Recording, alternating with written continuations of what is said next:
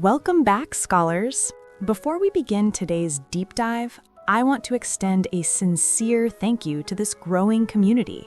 Your commitment to mastering English at the highest level, not just for a score, but for a lifetime of authority, is why Trinity English Scholar exists.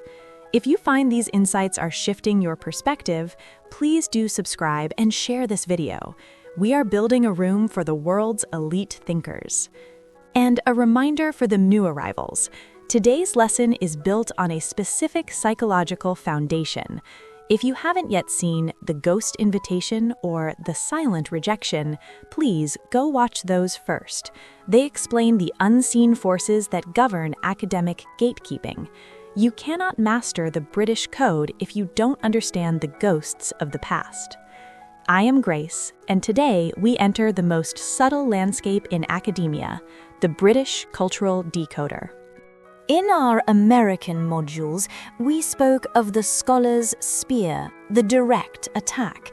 But if you bring that brash energy to an Oxford interview or a high-level British academic essay, you will be met with a silent rejection. In the UK, brilliance is often masked by intellectual humility. We call this hedging. To a British examiner, an absolute statement is a sign of an unrefined mind. If you say, "This proves X," you sound naive.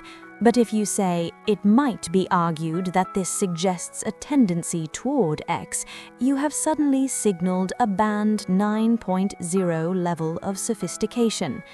We are going to spend the next few minutes mastering the shields and approximators. I will show you how to take a strong sentence and Britishize it.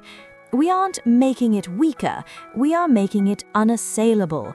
In British culture, if you leave room for doubt, you are seen as more credible. It is the ultimate intellectual poker move. Now, let's talk about the listening section. British professors use understatement as a form of extreme emphasis. This is the part where most international students fail.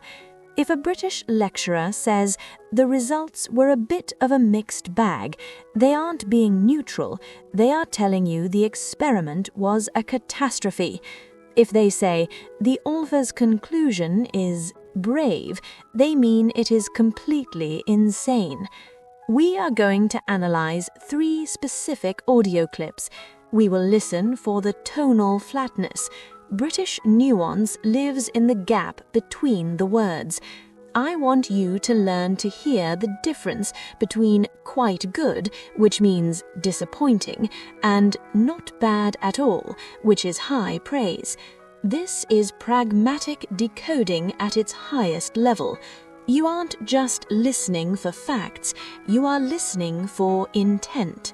Finally, we must look at the technical DNA of British writing. It isn't just about spelling colour with a U, it's about grammatical status. In British English, we treat collective nouns, like the government or the committee, as plural. The committee are meeting.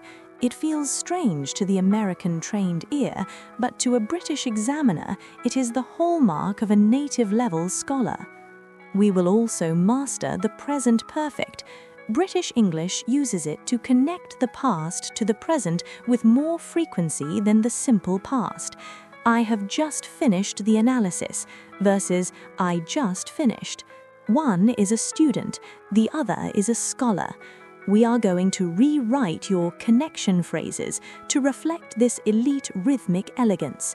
We are replacing so with consequently and but with nevertheless. This is the scholarly polish that makes your essay feel like it belongs in the halls of Cambridge. As we close part 1 of this decoder, remember, culture is the invisible rubric.